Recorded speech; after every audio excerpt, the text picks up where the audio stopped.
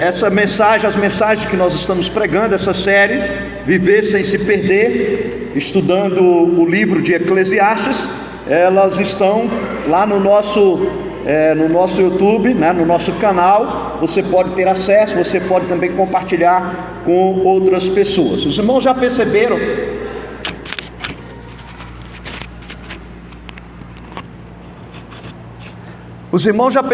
que eu não estou lendo um texto, né? Cada vez, os irmãos eu sempre tenho a prática de ler o texto e expor um texto das Sagradas Escrituras, mas nessa série nós não estamos atentando só para um texto, nós estamos estudando o livro de Eclesiastes. Então por isso cada vez que eu começo uma mensagem, eu não estou lendo um texto, mas nós estamos lendo vários textos sobre o livro de Eclesiastes. Então é por isso que nós estamos agindo assim. E até aqui nós vimos o capítulo de 1 a 6, né? Hoje nós vamos ver, o nosso tema é considerando as proposições do sábio. Nós vamos considerar essas proposições. Proposições é a mesma coisa que conselho, que advertência, que orientações. Uma proposição é um conselho, é uma orientação, é uma advertência. Então nós vamos atentar, nós vamos considerar o que o sábio vai nos ensinar. E até aqui nós vimos o capítulo de 1 a 6. No capítulo de 1 a 6, nas mensagens que nós vimos até agora, o autor ele apresenta grandes temas, né? E ele começa a questionar sobre o sentido da vida. E ele começa a questionar: por que viver, né? Vale a pena viver? Não vale? Onde é que encontrar o sentido da vida? E dentro desse tema ele traz alguns temas interessantes. Ele falou sobre o tempo e a eternidade, ele falou sobre o trabalho e a sua recompensa, ele falou sobre as riquezas e suas contradições. Até aqui nós vimos isto nos sermões anteriores, nas mensagens anteriores. Hoje nós vamos entrar no capítulo 7 até o 12. Eu não vou pregar sobre o 8, o 9, o 10 e o 11, né? Porque ficaria muito extenso. Eu só vou pregar sobre o 7 hoje, né? Sobre o capítulo 7. E depois, no próximo domingo, eu vou pregar sobre o capítulo 12. E aí nós vamos encerrar essa série, né, de mensagem, Viver Sem Se Perder, olhando para esse livro de Eclesiastes. E então aqui no capítulo 7, né? No capítulo 7, a partir do capítulo 7, ele vai mudar o estilo. Ele vai mudar o seu estilo. Ele passa agora a apresentar proposições, ele passa a apresentar advertência, conselhos de sabedoria para a jornada. Então ele vai apresentar conselhos de sabedoria para a nossa vida. Antes ele questionou sobre a vida, ele levantou um monte de questões, ele então mostrou alguns pontos que nós já vimos, e a partir agora do capítulo 7 ele começa a apresentar como nós podemos viver melhor a nossa vida. Ele começa a apresentar alguns conselhos.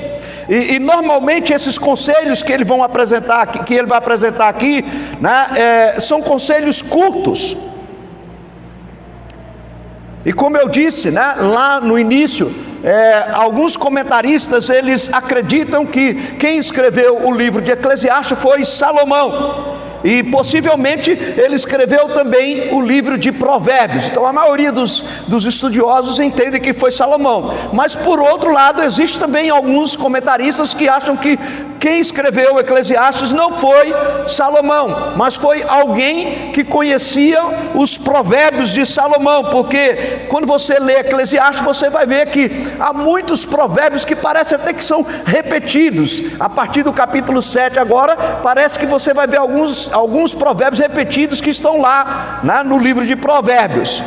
Só que agora no livro de Eclesiastes, lá em Provérbios, ele é mais suave nessas observações, nesses conselhos. Aqui ele bota uma picadinha mais ácida, ele bota aqui um tom mais forte no livro de Eclesiastes. Então o autor de Eclesiastes, ele está numa crise, né, do que mais do que o autor de Provérbios, ou se for Salomão que escreveu, aqui em Eclesiastes a crise dele está mais acentuada do que em Provérbios. Então ele vai lançar a partir do versículo 7 determinados provérbios, né, associando isso com uma inquietação, com uma contradição, fazendo às vezes até a cabeça da gente dar um nó, para a gente entender determinados conselhos, determinadas proposição que ele está colocando aqui por meio dos provérbios. Então, quando nós lemos Eclesiastes, nós podemos dizer: espera aí, será que é assim mesmo? E aí a gente começa a aprofundar, a gente começa a ler mais atentamente, e a gente vai dizer: ok, isso parece que faz sentido para a nossa vida. O que ele está querendo dizer realmente tem sentido. E quando nós falamos sobre proposição, sobre advertência, sobre conselho, eu gostaria de trazer à memória de vocês nesta noite uma pesquisa que foi feita entre os grandes homens de maiores destaque no mundo corporativo hoje no mundo, né? Homens de sucessos, empresários que estão aí nos holofotes, que estão presentes, inclusive um está muito presente hoje no Brasil, né? Nós temos esses homens aí, né, que é o fundador, né, do Amazon, né, também o fundador da Telas, né, e o fundador do Facebook. Esses homens aí são homens que estão presentes, né, no mundo corporativo, são empresários bem-sucedidos. E então perguntaram a esses homens, certa vez perguntaram: quem são aqueles que mais influenciaram as suas vidas? Ou de quem vocês recebem conselhos mais preciosos? Foi a pergunta que foi feita a esses homens, né? E interessante que entre eles surgiu um nome em comum. Todos eles apontaram para esse homem: nós ouvimos conselho deste homem. E quem é este homem? É o Jeff Favre. Esse homem, quem é esse homem? Talvez você não tenha ouvido falar sobre esse, mas quem é este homem que aconselha gente tão bem sucedida aí no mundo corporativo? Quem é este homem?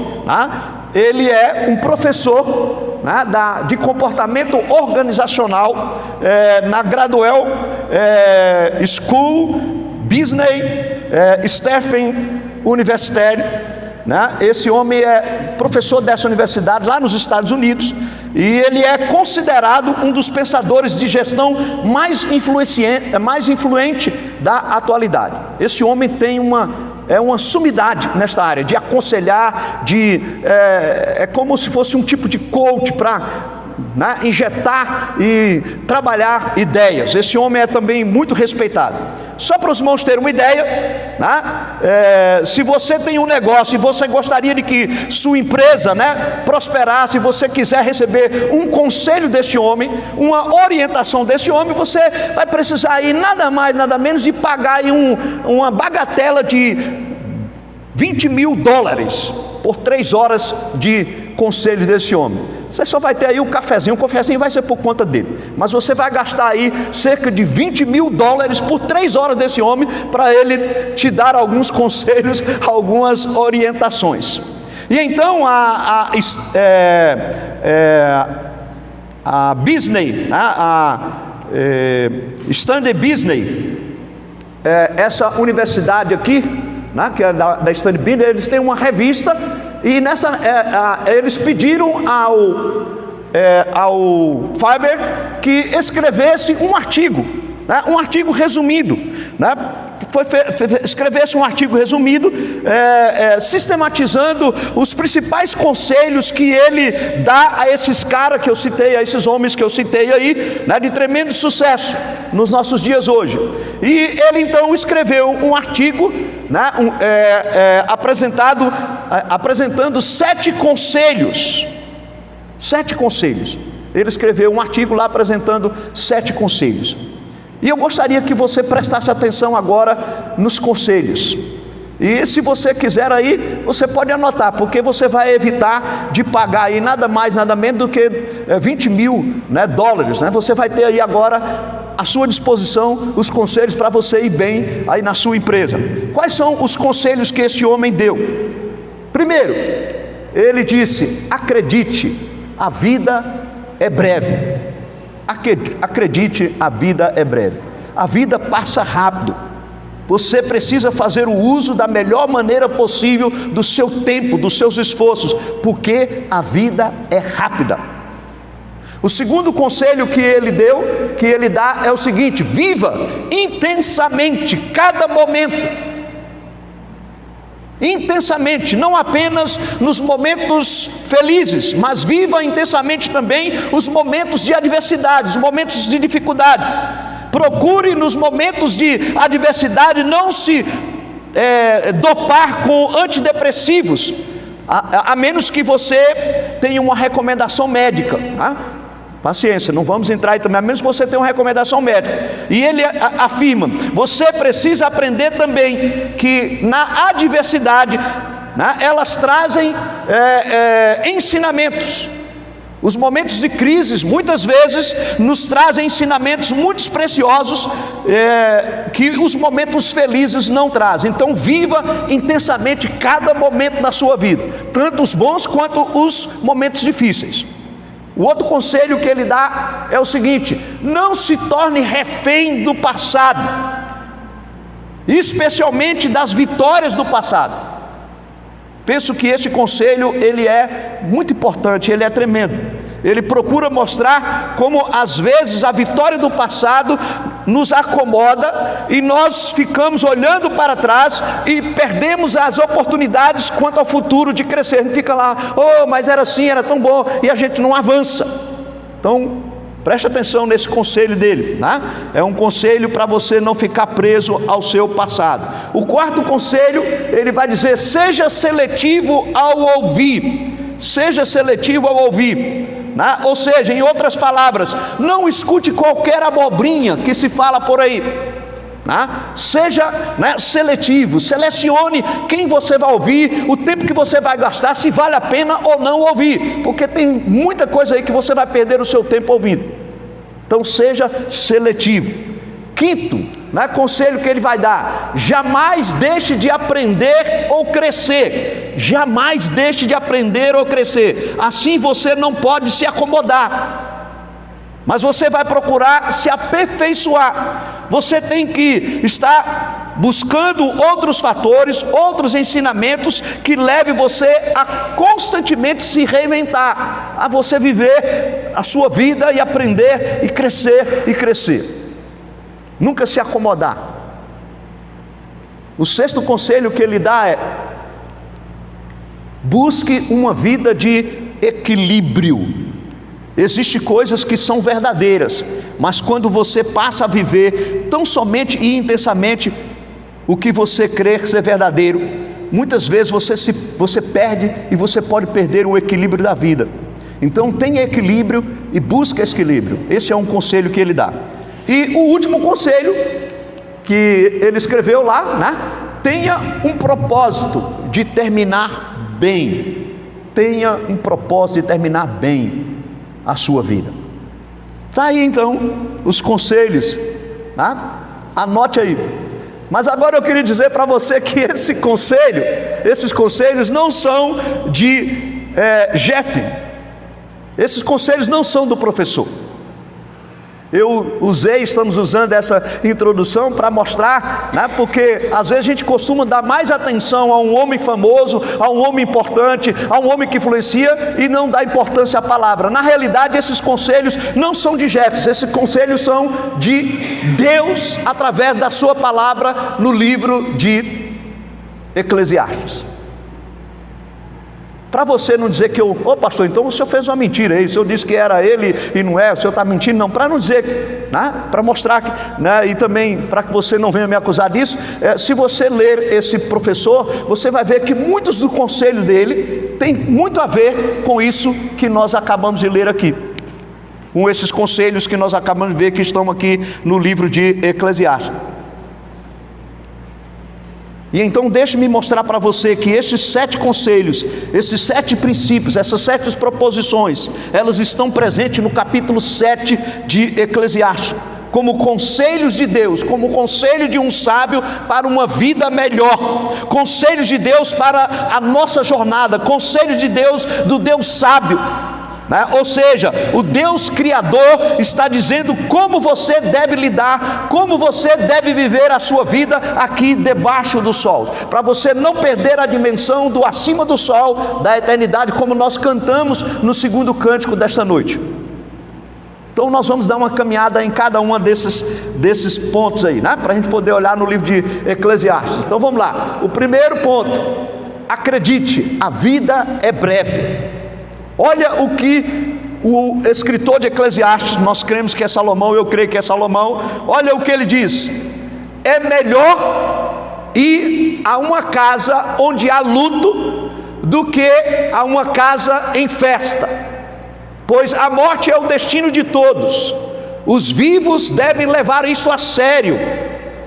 O coração do sábio está na casa onde há luto, mas os dos tolos na casa de alegria. Perceba aí a frase em destaque em negrito que eu coloquei: os vivos devem levar isto a sério. Muita gente tem dificuldade de levar a sério a morte.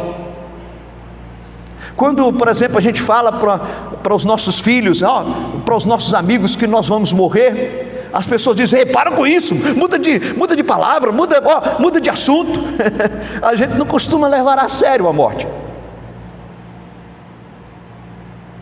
Nós vamos conversar sobre a gente não levar esse tema de morte a sério agora. A vida é breve, meu querido, a vida é breve. Vejo que quando uma pessoa ela tem o diagnóstico de câncer, por exemplo, a sua vida muda. Ela começa a levar mais a sério o tema morte. E o tema morte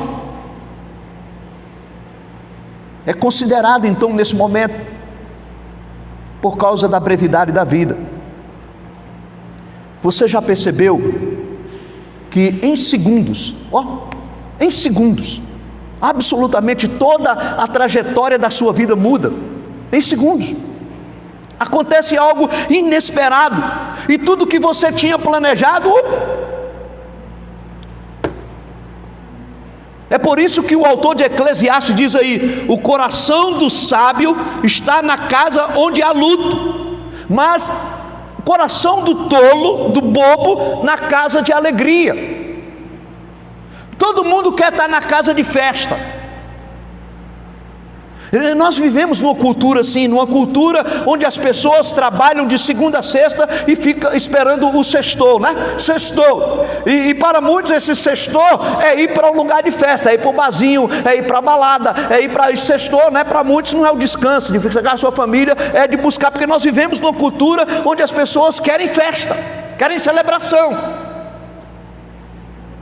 E quando chegou o sextou, que você recebe a notícia de que alguém morreu, e ao invés de você ir para a festa, você vai para o velório, e então isso leva a gente a dizer: isso é um entrave, a ver isso como um entrave, a ver isso como um obstáculo para a nossa felicidade.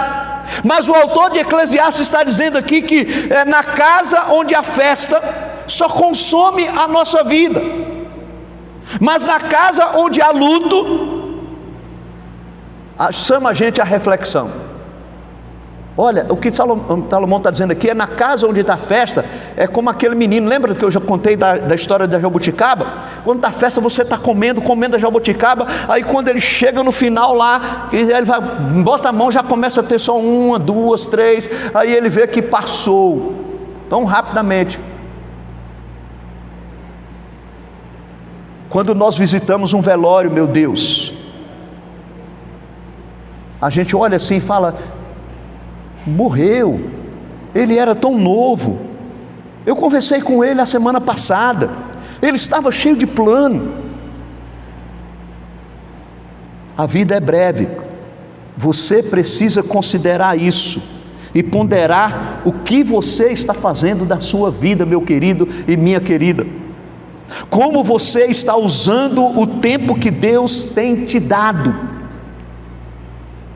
Quando os seus olhos se fecharem aqui na terra para a história aqui na horizontal, e você tiver que abrir os seus olhos lá na eternidade, qual será a sua realidade? Eu já citei esse homem uma vez, né? Steve Jobs.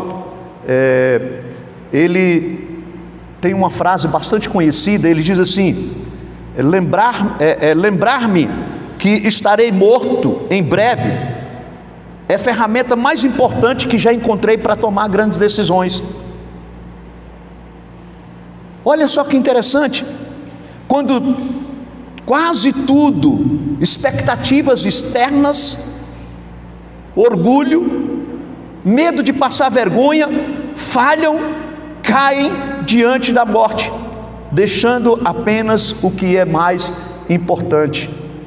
Queridos, quantas vezes a gente deixa de fazer algumas coisas que a gente precisa fazer, pensando, o que as pessoas vão pensar de mim? Mas se não der certo, se não der correto, se eu fizer, se eu falhar, se eu errar, a vergonha que eu vou ficar diante dos outros, e a gente não toma decisões importantes, passos importantes, porque a gente fica olhando para essas coisas. E Steve Jobs diz que quando você encara o fato de que daqui a algum tempo você estará morto e sua vida passa rápido, né? Esses medos se dissipam, e a oportunidade que você tem é agora de tomar decisões de mudança na sua vida. E ele vai dizer ainda mais, ele vai dizer assim: lembrar que você vai morrer é a melhor maneira de evitar a armadilha de pensar que você tem algo a perder. Você não tem nada a perder. Pode ser que Steve Jobs ele buscou esse pensamento no livro de Jó, ou mesmo no próprio livro de Eclesiastes, porque tanto Jó quanto Eclesiastes fazem menção disso. Você vai ver lá que Jó vai dizer: eu vim para o mundo nu e vou voltar nu, eu não levo nada, eu não tenho nada. Você não tem nada.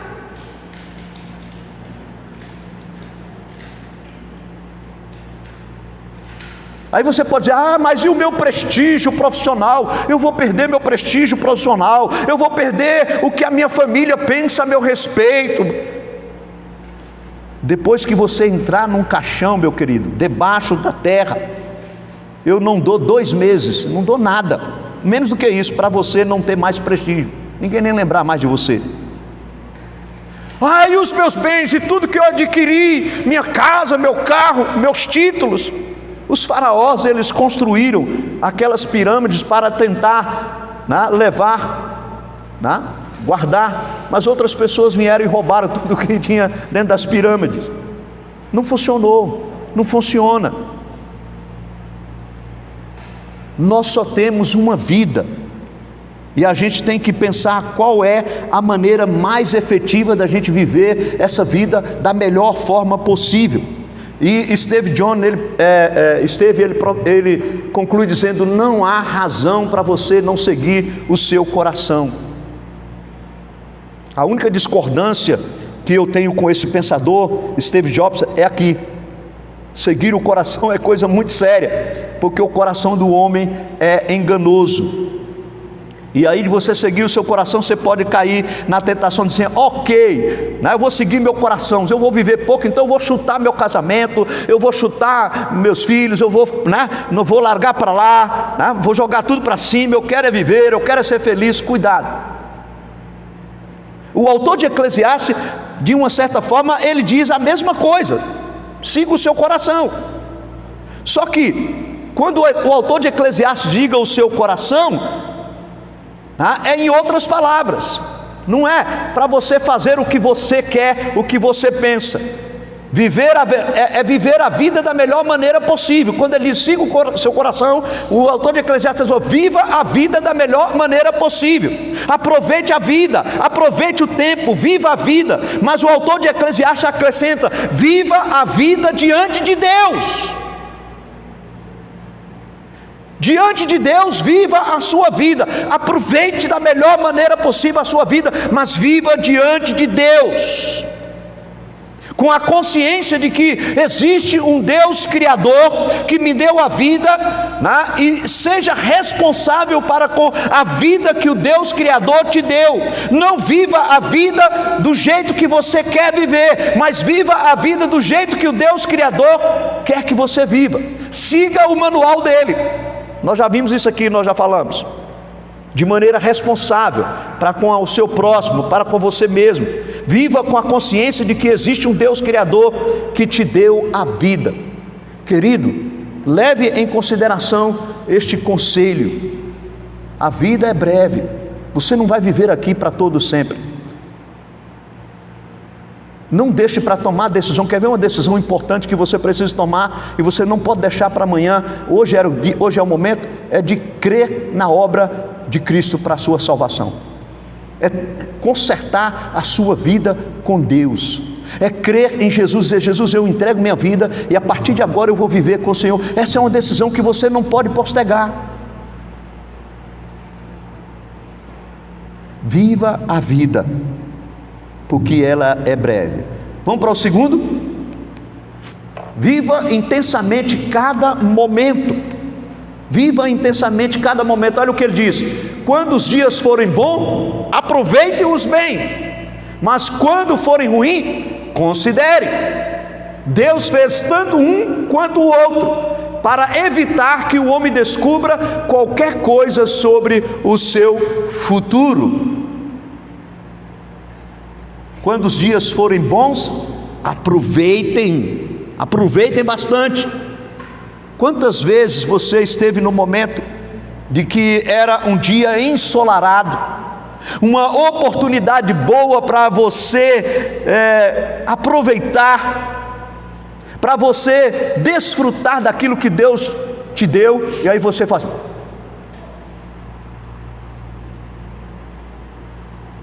você vira o bico.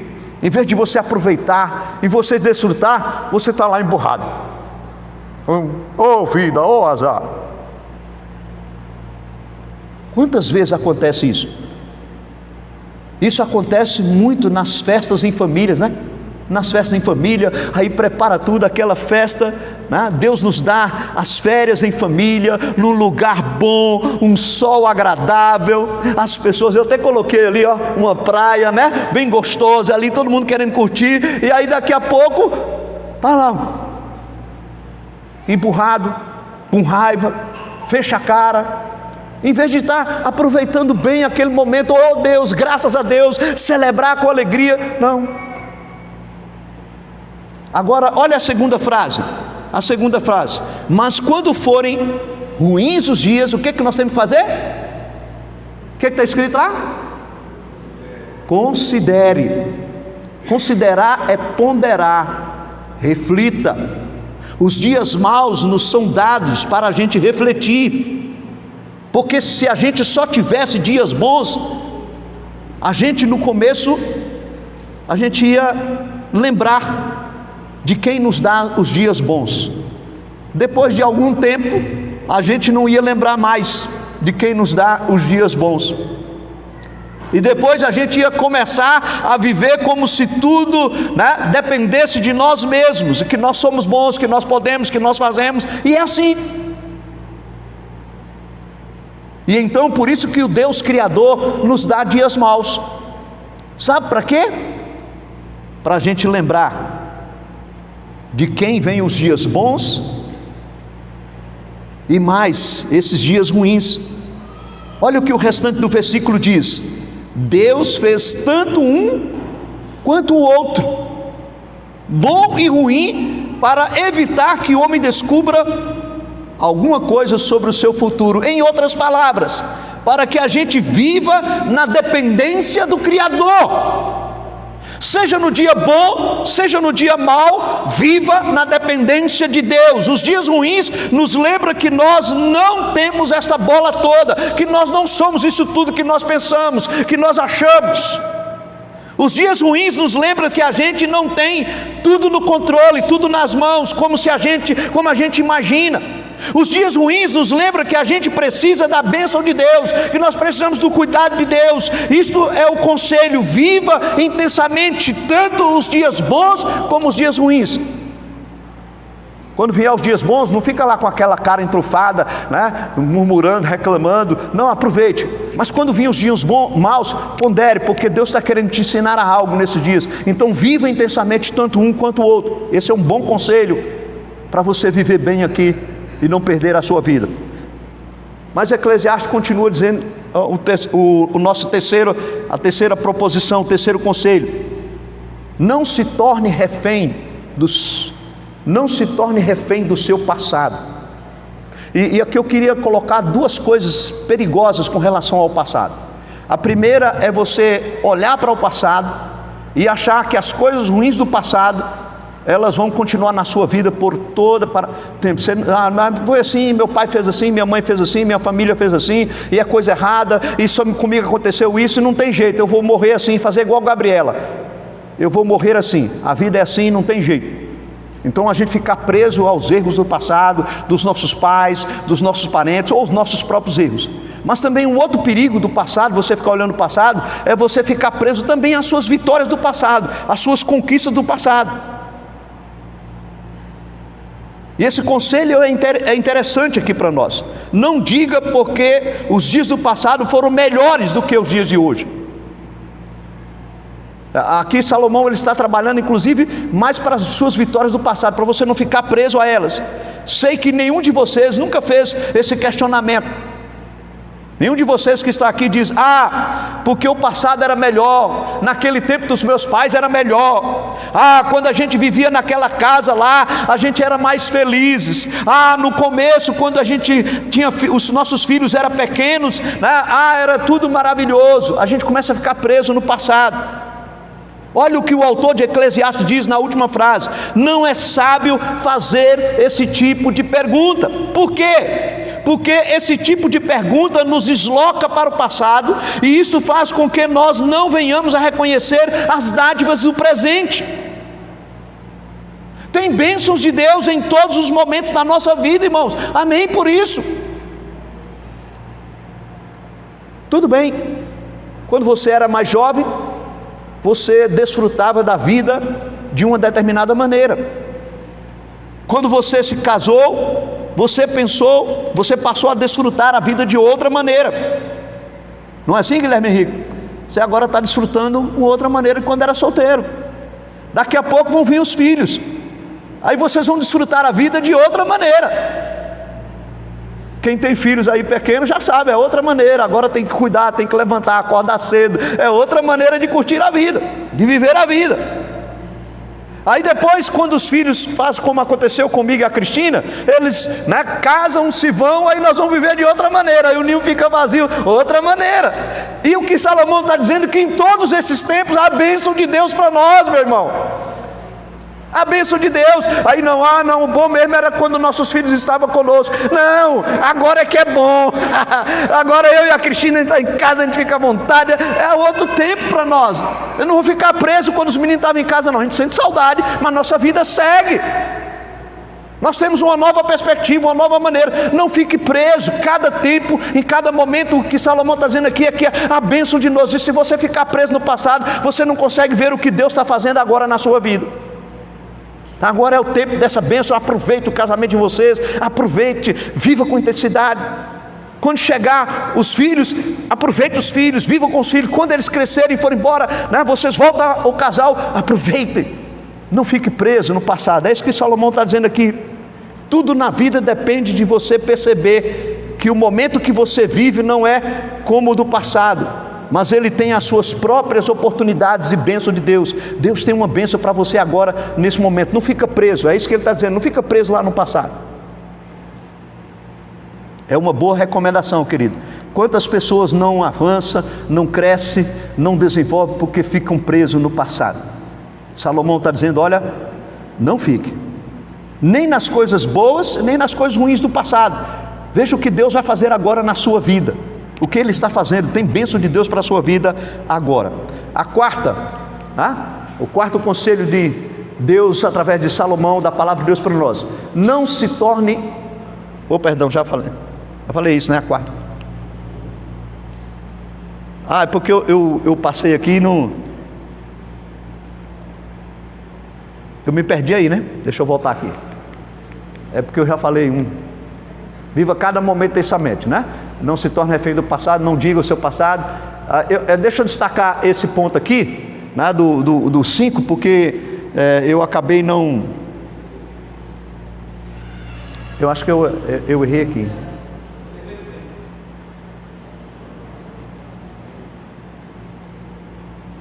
Não, é que esse aí é outro. Esse aí é o terceiro. Na realidade, esse aí é o quarto, meus queridos. Na hora de eu digitar lá, é o quarto ponto. Esse aí seja seletivo no que você vai ouvir, tá? Considere esse aqui, desconsidere esse. Desconsidere aqui. Deixa eu voltar lá. Na hora de você fazer a tecnologia lá, deixa eu botar aqui. Eu acho que eu pulei o quarto, é por isso. Deixa eu voltar lá, volta lá. Aqui é o terceiro, aqui seria o quarto. Faltou um slide aí. Na realidade esse é o quarto. Vamos esquecer isso aí e vamos avançar. Eu vou falando, vocês vão acompanhando. Então a quarta preposição seja altamente seletivo ao que você vai ouvir. E aí Salomão vai dizer assim no versículo 5: é melhor ouvir a repreensão de um sábio do que a canção de um tolo. Era um slide que faltou, então pode segurar aí que era um slide anterior que faltou. Esse é o slide que faltou. Então o versículo 5 diz: é melhor ouvir a repreensão de um sábio do que a canção de um tolo. Eu queria que nós prestássemos atenção nisso aqui, porque tem muito a ver hoje, especialmente com a internet, especialmente com a internet. Se a gente levar a consideração esse aconselho aqui, nós vamos melhorar muito nessa questão do uso do nosso tempo a ter com a internet. A canção dos tolos é aquela que agrada. A canção dos tolos é aquela que enche a nossa bola. A canção do tolo é aquela que tenta nos convencer de que nós não temos problema nenhum na nossa vida, que a nossa postura está joinha, que está tudo bem com você, o nosso desenvolvimento está ok, nós não precisamos nos preocupar. A canção do tolo é aquela que fala só o que nós queremos ouvir e que nos agrada. Então o sábio diz: cuidado, seja seletivo. O sábio vai ouvir repreensão de um sábio e vai ignorar a canção dos tolos. A canção dos tolos nos leva para a zona de conforto.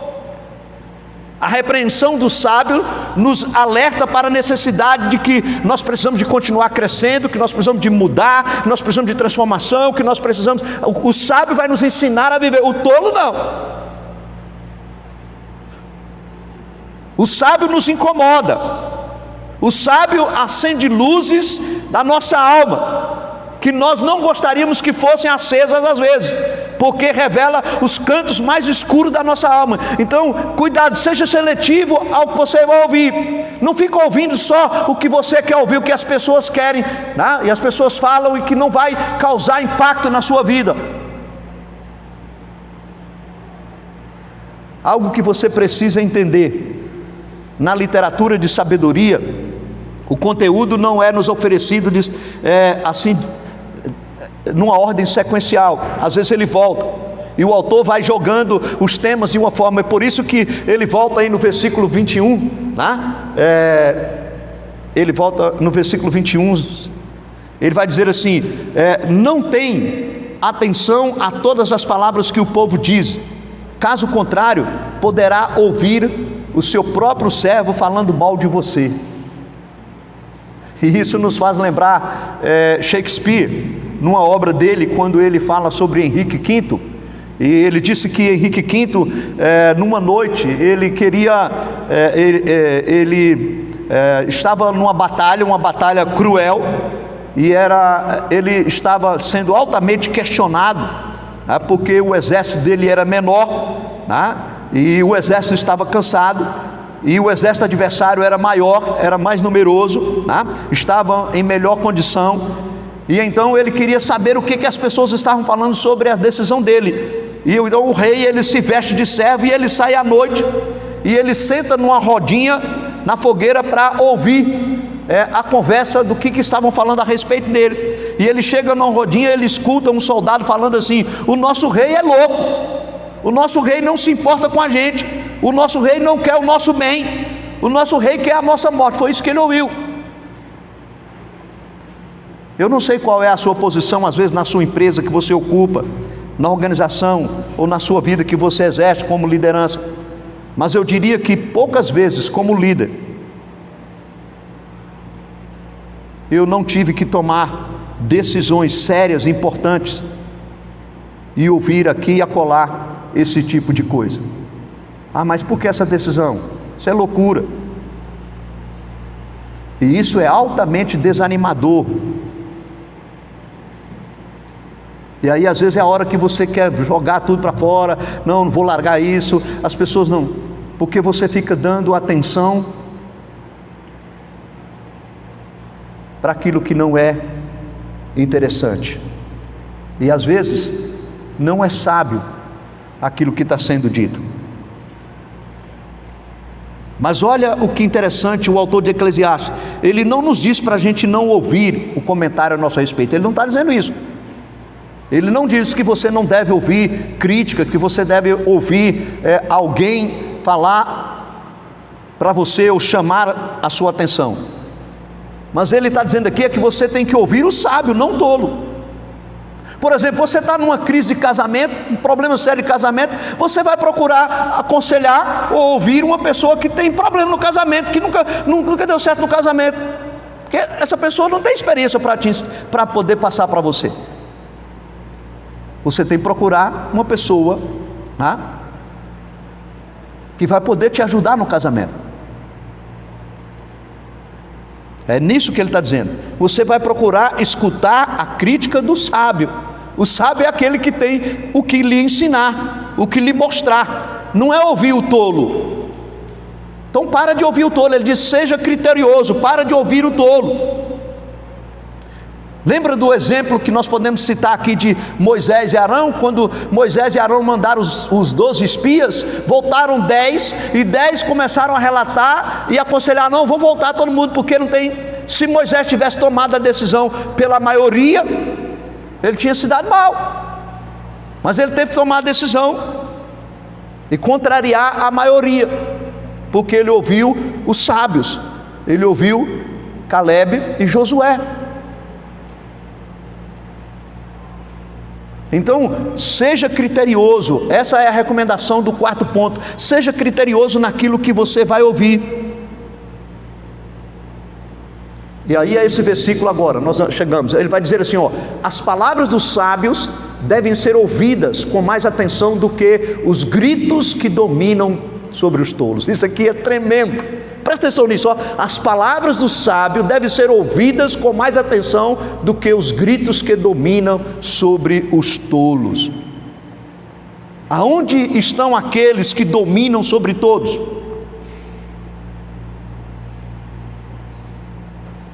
Hoje em dia, pode ser que você não vai gostar do que eu vou falar aqui, mas considere. Faça uma lista na sua casa, quando você chegar lá, um dever de casa nessa semana. Faça uma lista, identifique quais são os 10 maiores influencers do Brasil na atualidade. Lá na internet, né? Nas redes sociais, no Facebook, no Instagram. Pega lá os 10 maiores influencers, aqueles que têm o maior. Aí você vai fazer o seguinte: segunda lição em casa, você vai somar o número de seguidores deles, para você saber quanto esses 10 caras, essas 10 pessoas são e influenciam pessoas que seguem. Terceiro, nesse exercício, aí você vai lá na bios dele, tá? Você vai na bios dessa pessoa. A bios é lá onde fala a formação dessa pessoa, as características. o que essa pessoa é. Vai na BIOS.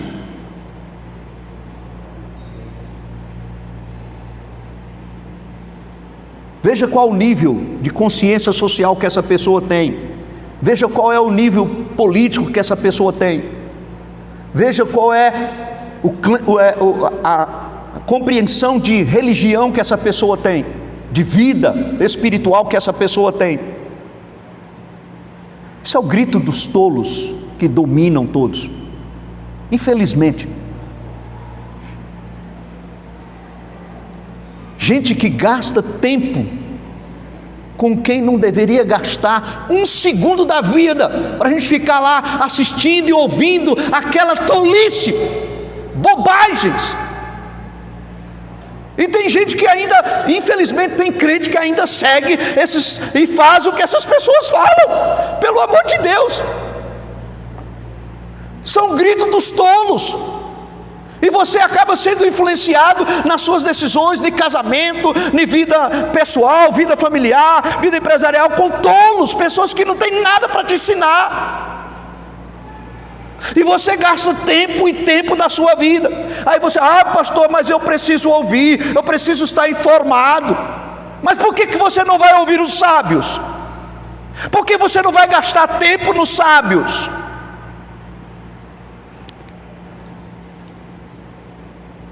Mas eu preciso saber o que as pessoas estão dizendo. Mas a vida é curta, meu querido. Você vive num mundo que a cada 3 dias nós temos na internet milhões e milhões e milhões de conteúdos sendo acrescido. E você não vai dar conta de ler tudo isto, essas coisas, de ouvir todas essas coisas. Então nós precisamos de atentar para o que o sábio está dizendo. Seja seletivo no que você vai ouvir. Não fica ouvindo abobrinhas. Procure ter uma curadoria séria do que você lê, do que você vê, do que você escuta, do que você está gastando o seu tempo. Quem são os sábios que vão formatar o seu coração? Quem é que está formatando a sua mente? Quem são os sábios que vão dar luz para os seus caminhos? Quem são os sábios que você vai ouvir, que você vai ler, que você vai refletir? Porque se você não fizer uma opção pelos sábios, você vai ser engolido pelo grito dos tolos. É isso que ele está dizendo lá, as palavras dos sábios devem ser ouvidas com mais atenção do que os gritos de que domina sobre os tolos. Essas pessoas gritam, elas não têm o que ensinar. E olha o que ele vai dizer mais, olha o que ele vai dizer, Ele vai dizer: as palavras do sábio lhe traz benefício, mas os lábios do insensato os destrói. O conselho do tolo te leva para a perdição. O conselho do tolo te leva para a destruição da sua família, dos seus valores, do seu casamento, da sua carreira profissional. Ele te leva para a desgraça. Quantas pessoas tomaram decisões erradas porque seguem conselhos de tolos? Quando você escuta quem você não deveria escutar, os lábios do insensato destrói a sua vida, destrói o seu casamento, destrói o seu lar, destrói os seus... Aí eu já vi muitos casais assim, eu aconselhar, eu recebi um conselho, meus amigos me disseram para me separar. Mas quem são os seus amigos? Meu amigo já está no 3º, 4º casamento, ele me aconselhou a separar. Opa, é? Quem você está ouvindo no conselho? Seja seletivo no que você está ouvindo. A vida é curta. Não fique gastando tempo aí. Tem gente que fica lá na internet, naqueles vidinhos lá, só ouvindo besteira, e fica lá gastando tempo. Poderia estar ouvindo os sábios, que vai te ensinar, que vai te conduzir. Seja seletivo no que você ouve. A 5ª, jamais deixe de aprender e de crescer. Olha o que Salomão vai dizer: dediquei-me a aprender, a investigar, a buscar a sabedoria e a razão de ser das coisas. Dediquei-me. Não existe progresso na vida sem disciplina. Não existe crescimento sem dor.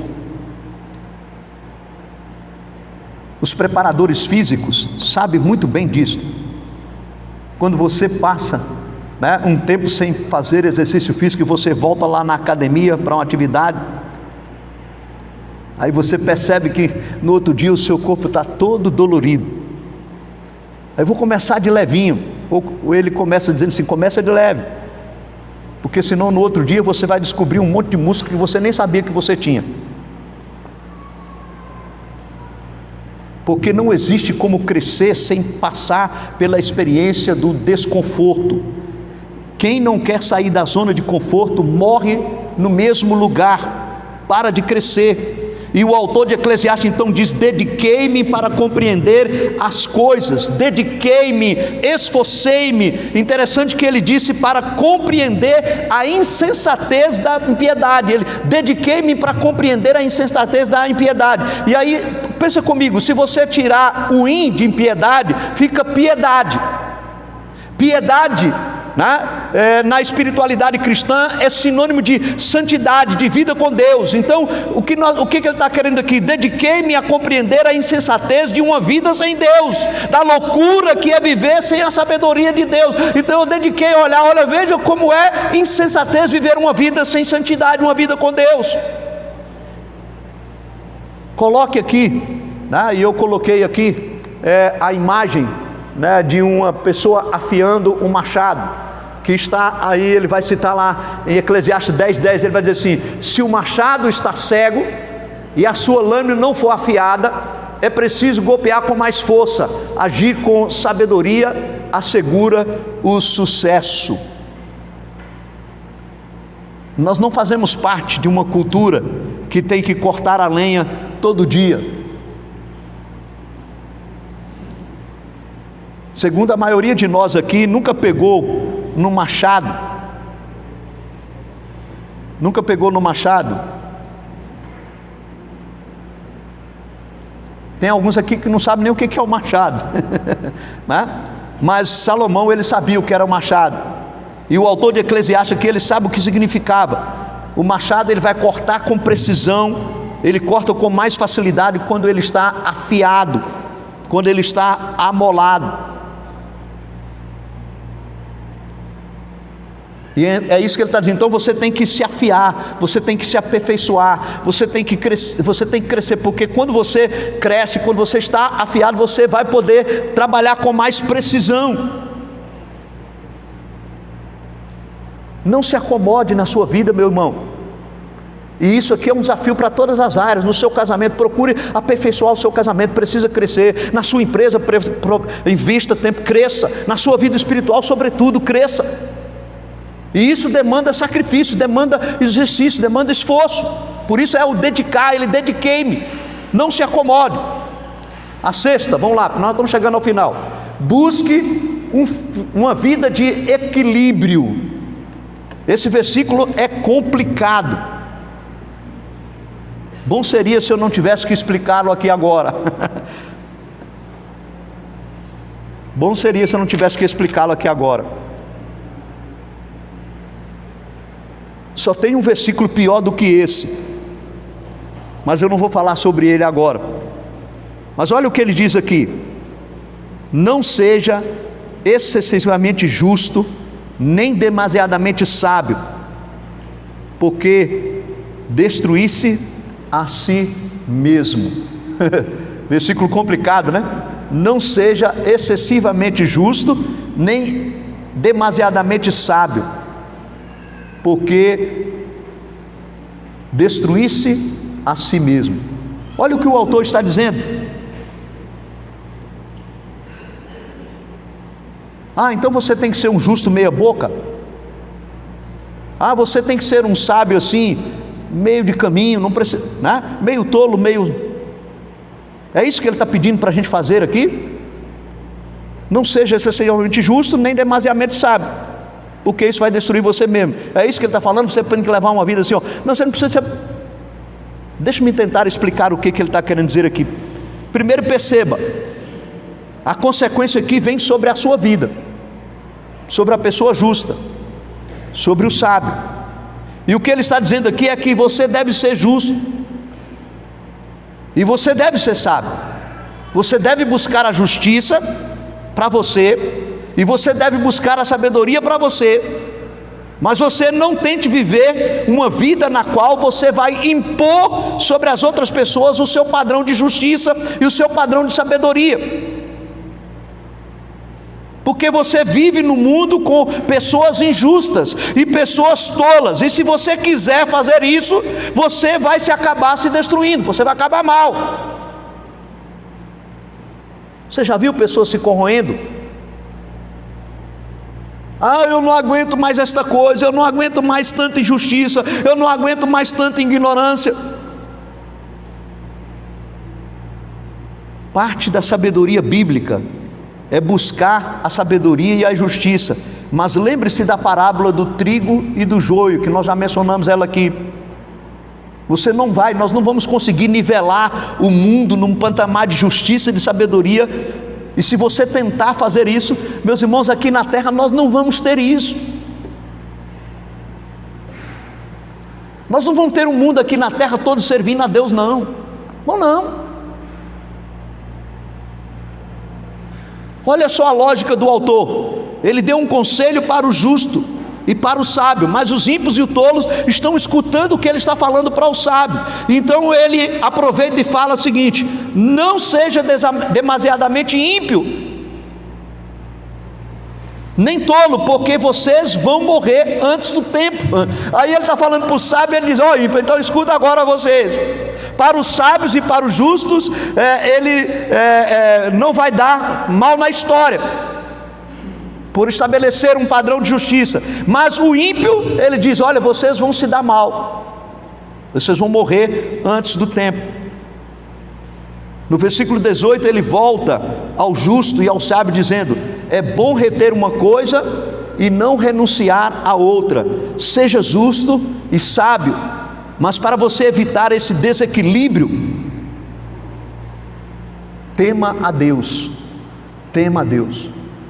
O temor do Senhor é a chave do livro de Eclesiastes. Tanto é que ele vai encerrar, nós vamos ver isso no capítulo 12. O temor do Senhor é o princípio da sabedoria. Você evitará os extremos. Se você quer viver uma vida equilibrada, se conecte com Deus.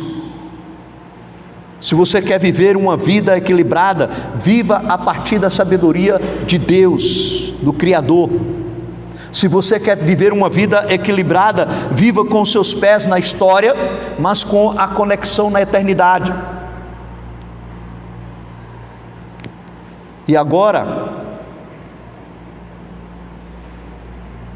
nós vamos para o último ponto. Tenha um propósito de terminar bem. Tenha um propósito de terminar bem. Aí nós vamos voltar, perceba que agora eu estou voltando lá para o versículo 1, nós estamos lá em versículos, mas agora nós vamos voltar para o versículo 1 do capítulo 7, e no versículo 1, capítulo 7, ele vai dizer assim: um bom nome é melhor do que um perfume finíssimo, e o dia da morte é melhor do que o dia do nascimento. Complicado, né? Parece assim, tem umas coisas que dá nó, né? Como eu disse, na nossa cabeça. O dia da morte é melhor do que o dia do nascimento, e um bom nome é melhor do que perfumes finíssimos.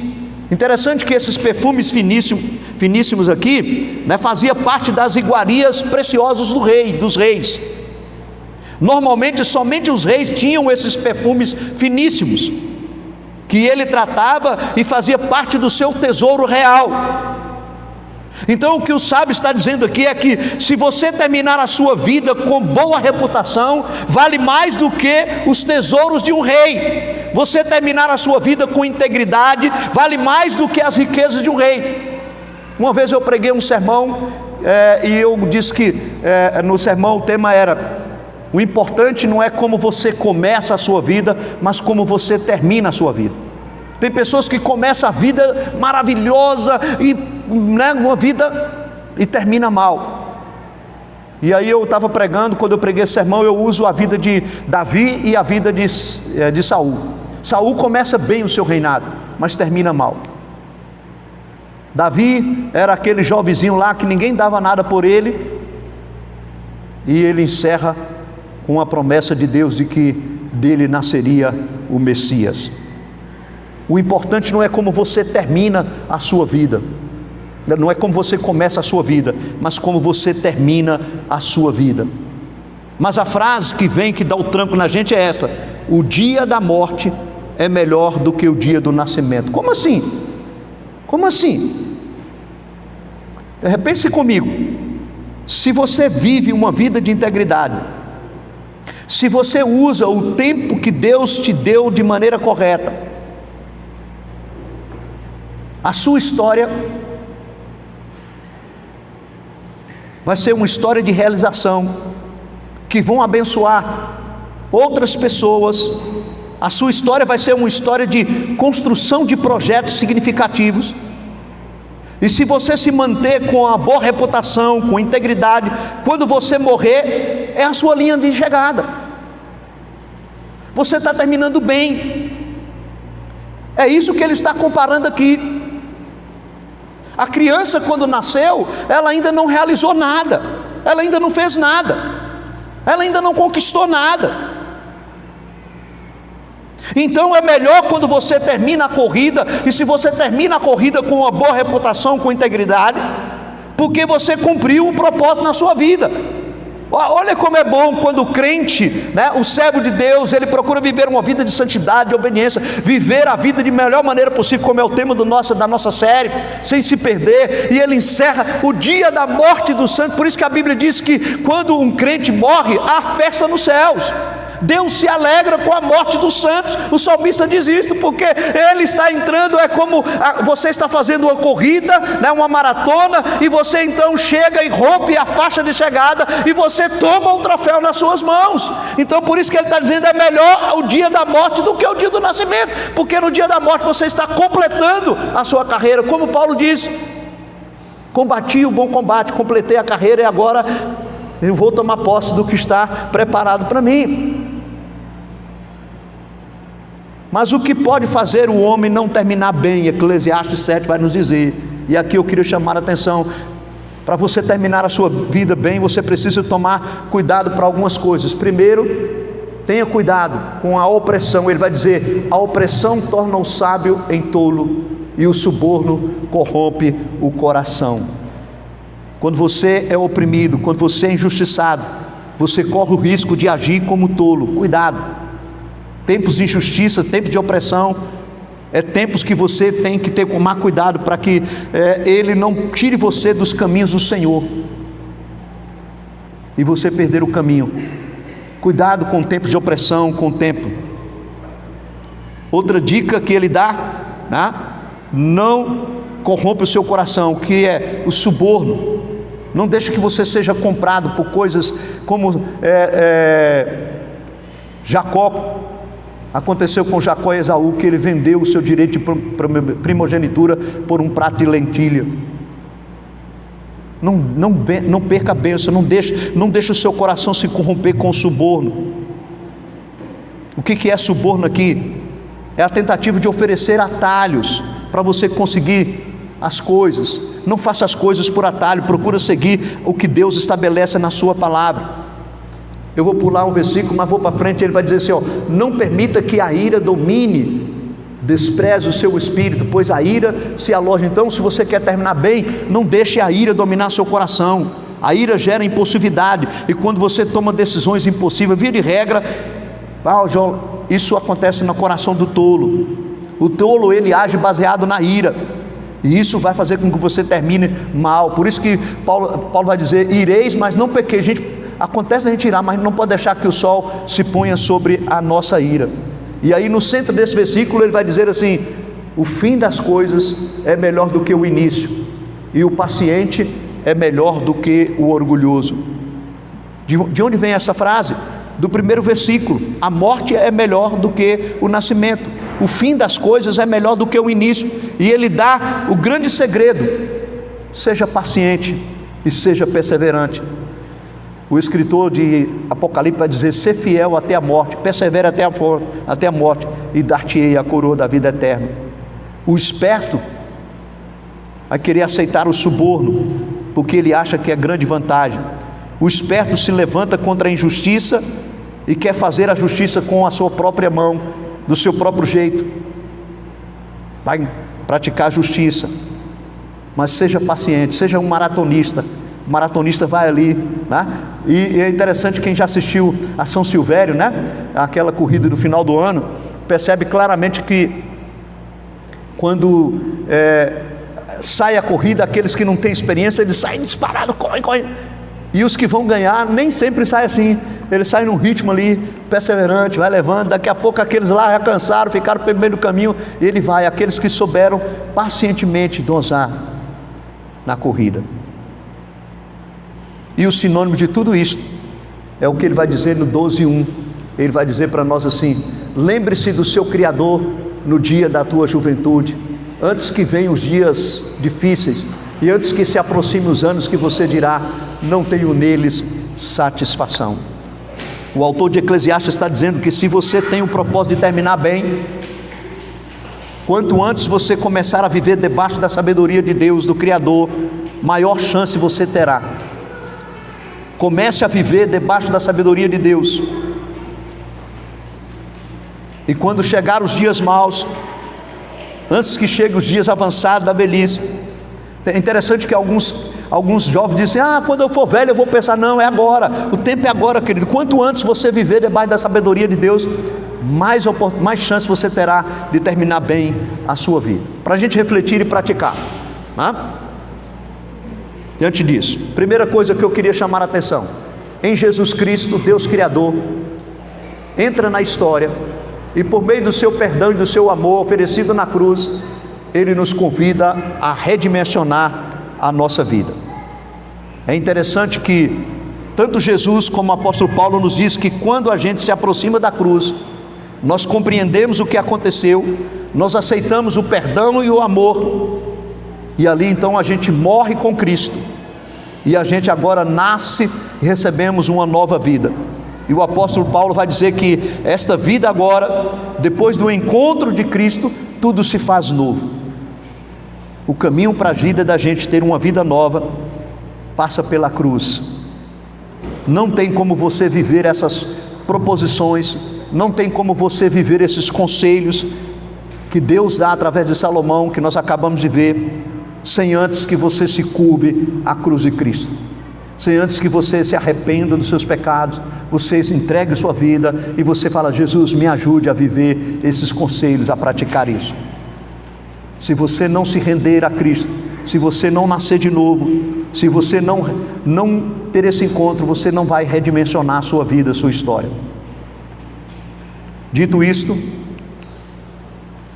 se o que importa é como terminarmos e não como começamos, que tal você terminar bem hoje? Uma das coisas que me fascina na espiritualidade cristã é essa ênfase de que o Evangelho é sempre uma palavra do Pai que diz assim para o Filho: meu filho, eu sei que você estava numa terra distante, eu sei que você estava querendo viver longe da minha sabedoria, eu sei que você está vivendo longe do meu amor, mas que bom que você voltou. A parábola do filho pródigo. Quem sabe você também está vivendo aí, não está dando consideração a esses conselhos e vivendo a vida do jeito que você acha. Deus lhe oferece o perdão dele, Deus lhe oferece a graça dele, e Ele quer redimensionar a sua vida nesta noite. Que tal você recomeçar para terminar bem a sua vida? Que tal você considerar esses conselhos do sábio? São conselhos de Deus, como eu disse, não é de Jefté, é de Deus. Se você considerar esses 7 princípios que nós vimos aqui, certamente você viverá bem, e você vai completar a sua vida, e você vai receber aquelas palavras preciosas de Jesus: vinde, servo bendito do meu Pai, tomar posse do que está preparado por você, porque você foi fiel, você andou na minha presença.